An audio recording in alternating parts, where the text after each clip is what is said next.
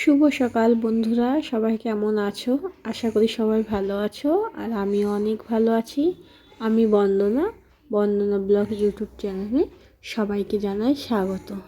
তো যারা নতুন আজকে আমার ভিডিওটা দেখছো, প্লিজ আমার চ্যানেলটাকে সাবস্ক্রাইব করে পাশে থেকো। চলো আজকের ভিডিওটা শুরু করি। সমস্ত রকম কাজকর্ম সেরে আমি চলে এসেছি রান্নাঘরে। সব কিছু তোমাদের ভিডিওতে আজকে দেখাতে পারলাম না। আজকে সকালের দিকে প্রথমে একটু বাঁধাকপি আর বেগুন ভাজা রান্না করেছি, আর এখন একটু বেলায় একটু মাংস রান্না করছি। দেবাংশীর বাবা আজকে বাড়িতে নেই, দেবাংশীর বাবা গেছে রেজিস্ট্রি অফিসে, তো ওখান থেকে ও দুপুরে খাওয়া দাওয়া করে আসবে। আর এর জন্য আমার একার জন্য এনে দিয়েছে মাংস। তো আমি মাংসটা আগে গুঁড়ো মশলা মাখিয়ে রেখে দিয়েছিলাম। এবার শিলে বাটা মশলাগুলো দিয়ে একটু ম্যারিনেট করে রেখে দেবো। আধ ঘন্টা পরে মাংসটা আমি রান্না করব। তারপরে আজকে আবার একটু যাব মেলায় দেবাংশীকে নিয়ে।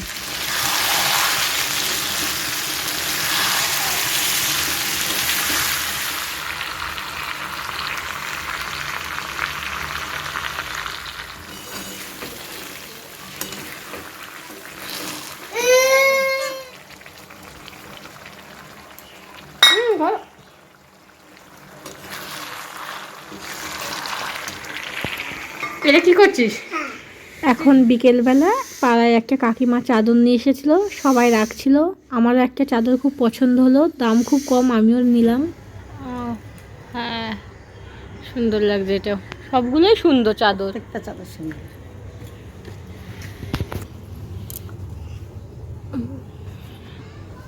হ্যাঁ, এরকম করে চাদরগুলো সব উঠে যাবে। বাবা নষ্ট না এগুলো কাকিমা, এগুলো কাজের জিনিস। হ্যাঁ, এগুলো কাজের জিনিস। এইটা তো তোমার দিদির জন্য তোলো। হ্যাঁ, তুলে নিচ্ছি ভিডিওতে। হ্যাঁ, তুমি তো আসো, তোমার নাম্বার দিয়ে দাও না তো আমাকে, নাম্বার থাকলে। 83 দাঁড়াও, নাম্বারটা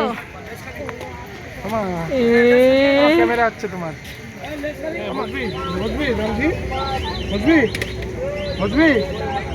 বসা দাঁড়া, বয় বসা বসা, পা ঢুকিয়ে দাও ভেতরে, ভেতরে পা ঢুকিয়ে দাও, ওই স্টিয়ারিং ধরিয়ে দাও। এটা ধর, এটা ধর, এটা ধর, এই যে ধর, পড়ে যাবে না। পারবে? এটা ধর, এটা ধর, পড়ে যাবি, পড়ে যাবি। হ্যাঁ, ধর, ভালো করে ধর। একদম আস্তে দেবো। হ্যাঁ, ও একদম ছোট তো। হ্যাঁ হ্যাঁ, ধর রাখো, ধর রাখো মা। হ্যাঁ, আস্তে আস্তে ঘোরাও। হ্যাঁ, তুমি ওদিকে যাও।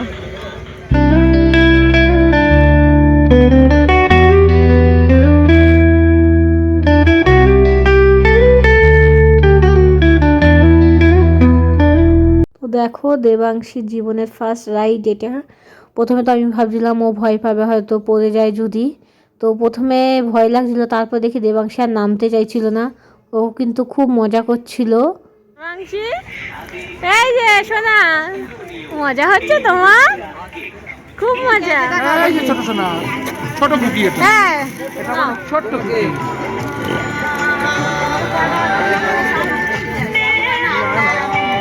এদিকে দেখো দেবাংশীর বাবা দেবাংশীকে কিভাবে কোলে নিয়েছে। অ্যাকচুয়ালি দেবাংশীর বাবা আর কোলে নিয়ে ওকে হাঁটতে পারছিল না, আর ওকে নামিয়ে যদি হাঁটিয়ে হাঁটিয়ে নিয়ে যায় অনেকটা দেরি হয়ে যাবে। তো পাশেই দেখি নদীর ঘাটে প্রচুর ভিড়, তাই আমি দেখতে আবার ওখানে চলে গেলাম।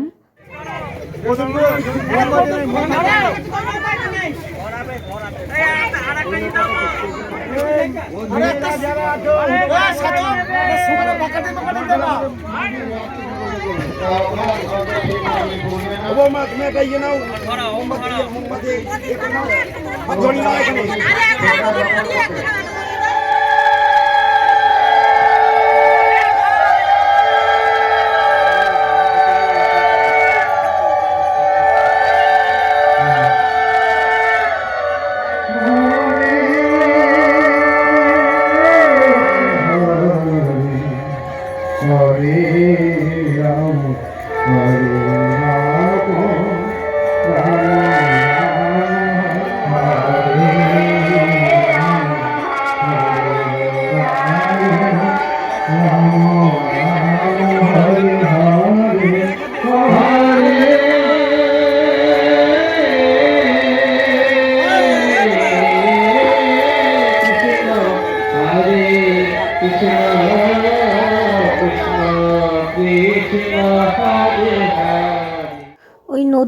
না ওটা সন্ধ্যা আরতি হচ্ছিল।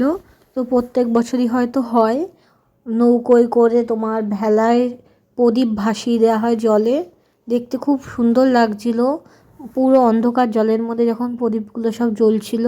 তো ওখান থেকে এসে আমি একটু এগ রোল খেয়ে নিলাম, নিয়ে এবার কিছু জিনিসপত্র দেখছিলাম কি কিনবো।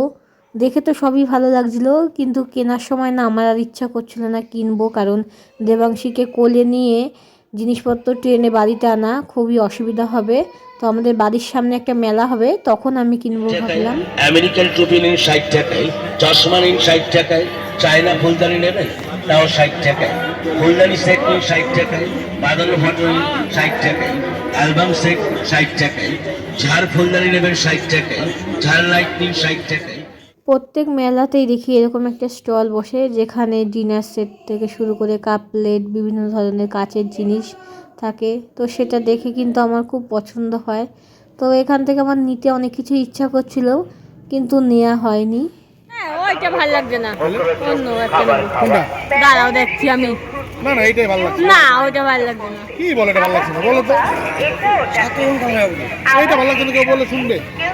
অবৌদি অদিতি ভাই এদিক ওদিক ছোটাছুটি না করে সোজা গুটি গুটি পায়ে চলে আসুন আমাদের দোকানে। তোমাদের দাদাভাই এখান থেকে আবার একটা ছবি পছন্দ হলো, তো ঘরের জন্য নিল, আর আমি একটা বই নিলাম। তো তোমাদের সেটা আর দেখানো হয়নি, পরে তোমাদের সাথে শেয়ার করব। কি এগুলো মাম?